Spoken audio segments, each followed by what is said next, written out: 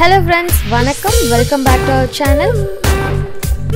நம்ம சேனல் மறக்காம subscribe பண்ணுங்க. subscribe பண்ணிருந்தீங்கன்னா நீங்க மறக்காம bell button press பண்ணுங்க. அப்பதான் நான் போற வீடியோஸ்லாம் நோட்டிஃபை ஆகும். சோ இன்னைக்கு நம்ம சூப்பரான ஒரு ரெசிபி பார்க்க போறோம். சிக்கன் அத நாட்டுக்கோழி உருளைக்கிழங்கு வறுவல்.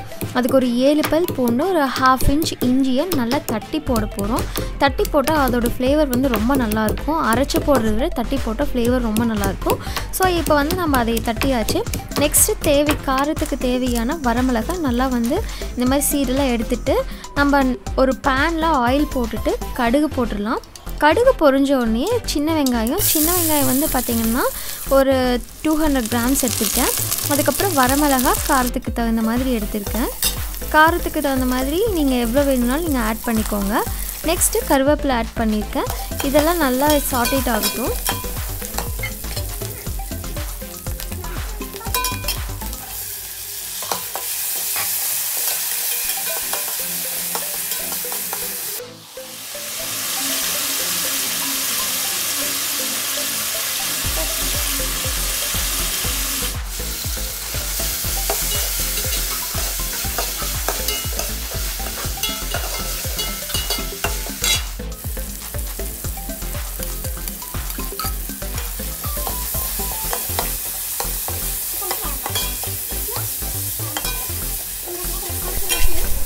இஞ்சி பூண்டு பச்சை வாசம் போனதுக்கப்புறம் நம்ம வாஷ் பண்ணி வச்சுருந்த நாட்டுக்கோழியை ஆட் பண்ணிக்கலாம்.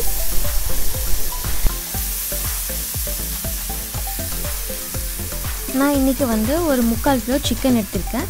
இப்போ எல்லாமே ஆட் பண்ணியாச்சு. நம்ம எல்லாமே வந்து நல்லா மிக்ஸ் பண்ணிக்கலாம்.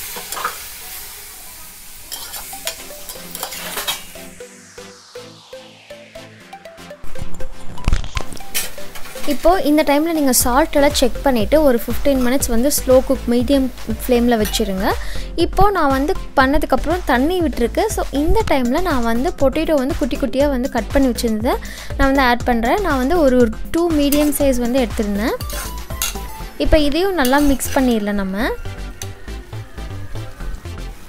நெக்ஸ்ட்டு தேங்காய் வந்து அந்த ப்ரௌன் கலர் இருக்கும்ல அதையெல்லாம் வந்து எடுத்துகிட்டு அந்த ஒயிட் கலர் இருக்கிற தேங்காய் மட்டும் நல்லா நீளமாக நல்லா சன்னமாக கட் பண்ணி ஆட் பண்ணியிருக்கேன். இதையும் நம்ம வந்து நல்லா மிக்ஸ் பண்ணிடலாம்.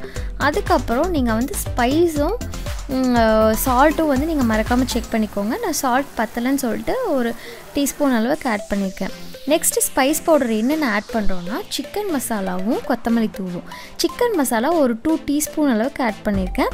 கொத்தமல்லி தூள் வந்து ஒரு டீஸ்பூன் அளவுக்கு ஆட் பண்ணியிருக்கேன். இப்போ இது எல்லாத்தையும் நல்லா மிக்ஸ் பண்ணி விட்டுடலாம். மிக்ஸ் பண்ணிவிட்டு நம்ம என்ன பண்ண போகிறோன்னா நார்மலாக வந்து நாட்டுக்கோழி சீக்கிரம் வந்து வேகாது.